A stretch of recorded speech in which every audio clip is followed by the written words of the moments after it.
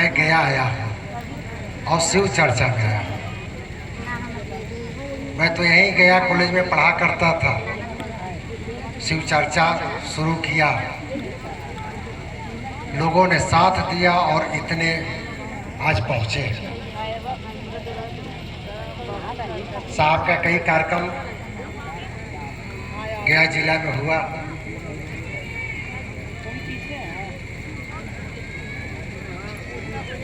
और हम लोग एक एक व्यक्ति से संपर्क करते चले गए और आज लाखों की संख्या हो गई। यह संख्या क्या दर्शाती है? यह क्या बताता है कि उस महादेव को अपना गुरु मानकर जो परिणाम हम लोगों ने पाया,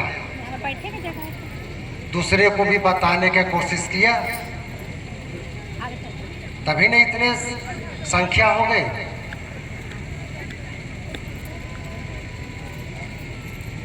साहब ने क्या सोचकर शिव को गुरु बनाया था?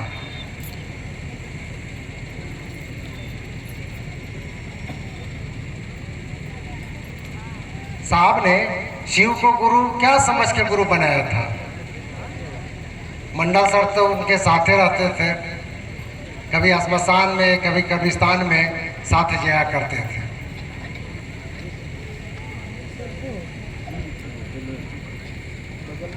उन्होंने समाज में सुना था कि गुरु भगवान होते हैं, तो भगवान गुरु क्यों नहीं? यह सोच के उन्होंने गुरु नहीं बनाया कि शिव गुरु होते हैं। उनको मालूम भी नहीं था कि शिव गुरु होते हैं। उन्होंने तो लौकिक लोगों में साधु से श्मशान में जाकर लोगों से सीखा करते थे, लेकिन जब उन्होंने ठगाए, तब उन्होंने शिव को अपना गुरु बनाना शुरू किया। यह सोचकर कि बताइए ना, जिसको भी गुरु बनाते हैं ना, चला जाता है तो मंत्र भी चला जा रहा है। उन्होंने हार कर मन थक गया कि गुरुर ब्रह्मा गुरुर विष्णु गुरुर देव महेश्वर गुरुरे साक्षात पर ब्रह्म तस्मै श्री गुरुवे नमः। समाज में कहावते हैं, लोग कहते हैं कि गुरु ईश्वर होते हैं, भगवान होते हैं। इसी तर्क पर उन्हें शिव को गुरु बनाया कि गुरु भगवान होते हैं तो भगवान गुरु क्यों नहीं? और उन्हें शिव को गुरु बना लिया। शिव को गुरु बनाकर 3 शर्त लगाया। शिव को उन्होंने गुरु बनाया 1974 के नवंबर में। यही बगल के जिला है आरा, बिहार के एक जिला आरा है। उसी श्मशान से लौट रहे थे, एक प्रेत ने उनको ठगा और एक मन में यह श्लोक आया कि गुरु रे साक्षात पर ब्रह्म, गुरु साक्षात भगवान होते हैं तो भगवान गुरु क्यों नहीं? उन्होंने शिव को गुरु बनाया, बनाकर चुप लगा दिया। यह सोचा कि अब मैंने तो गुरु बदल लिया है, गुरु जी जो कहेंगे वो करेंगे, मेरा तो गुरु शरीर में है नहीं। और गुरु के सामने 3 शर्त रखा कि आसमान से आएंगे तो मैं आपसे नहीं सीखूंगा, क्योंकि आसमान से शिव के रूप में जटाजूट में मां प्रेत उतरते थे और कहते थे कि मुझसे सीखो। और विगत कई वर्षों से शरीरधारी गुरुओं के साथ रहे। उन्होंने कहा कि आत्मी के रूप में आइएगा तो मैं नहीं सीखूंगा। और तीसरा, आज के पूर्व मैंने जो पूजा पाठ किया है, अगर आप बताएंगे तो मैं नहीं करूंगा। ठीक 1 साल के बाद 1975 के नवंबर में बिहार के एक जिला है मुजफ्फरपुर, वहीं एक पेड़ के नीचे बैठे हुए थे। घर की चाबी की गुच्छा था, वही फेंक रहे थे, रुक रहे थे, अकेले बैठे हुए थे कुर्सी पर, फेंक रहे थे, रुक रहे थे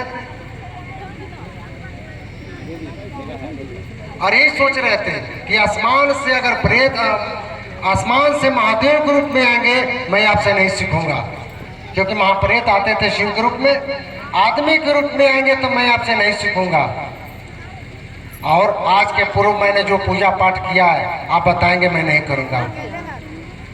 और यही तीनों शर्त लगाए शिव के सामने उन्होंने, और यह तीनों शर्त को तोड़ते हुए चाबी की गुच्छा फेंक रहे थे, रोक रहे थे, फेंक रहे रोक रहे थे।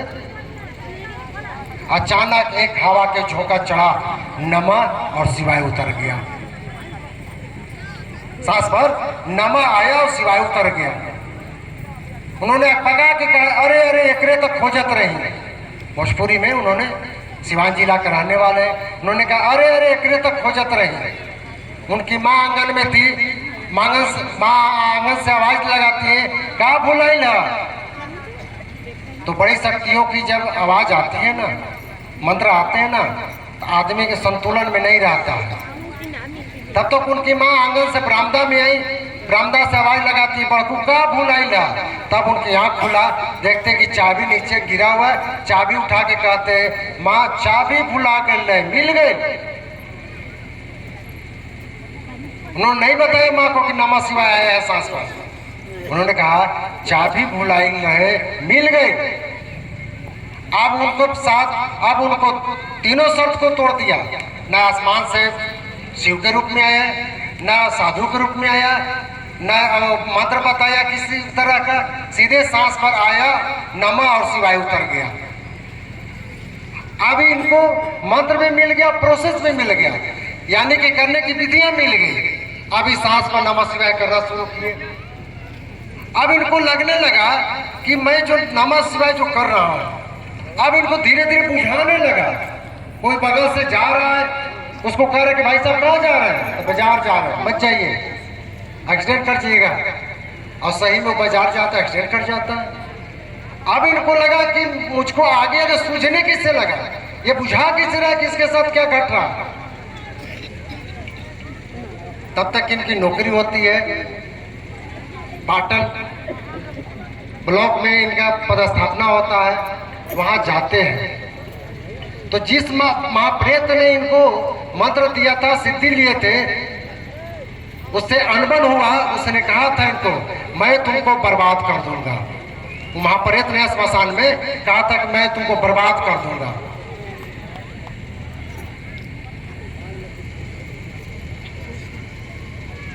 तो इनका पोस्टिंग हुआ पाटन में, पाटन वीडियो ग्रुप में हुआ। एक दिन इनके दरवाजा पे एक साधु आता है। ये रोड इंस्पेक्शन में गए हुए थे डीएम के साथ। साधु आता है, दीदी घर पर थी, दरवाजा खोलवा के दीदी से पूछी। तो दीदी ने कहा, दीदी ने सोची कि कोई आदमी बगल के गांव की आया है, बड़ा बात है, वीडियो साहब को खोज रहा होगा, घर चाहिए इसको, इसीलिए आया होगा। दीदी ने कहा कि अरे साहब नहीं है, गए रोड इंस्पेक्शन में, से बाद में आइएगा। उस साधु ने कहा कि मुझको मालूम है कहाँ गया है। दीदी आगे आती है, वो झोली में प्रसाद निकाल के दीदी को दे देता है साधु। साधु प्रसाद देता है तो दीदी रख लेती है, सोची कि साधु बाबा है तो चलो इनको खाने के लिए चावल और कुछ पैसा दे देते हैं, गाड़ी भाड़ा। तो एक डब्बा के 1 किलो के चावल के डब्बा में 1 किलो चावल और 5 रुपया लान के साधु के देने गए। साधु ने कहा माँ मैं ये सब नहीं लेता। साधु ने कहा माँ मैं ये सब नहीं लेता।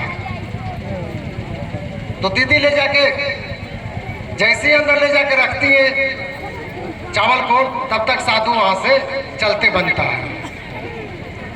साहब शाम में आते हैं उधर से 4 बजे के लमसम। साहब ने बारिश आ गई क्या?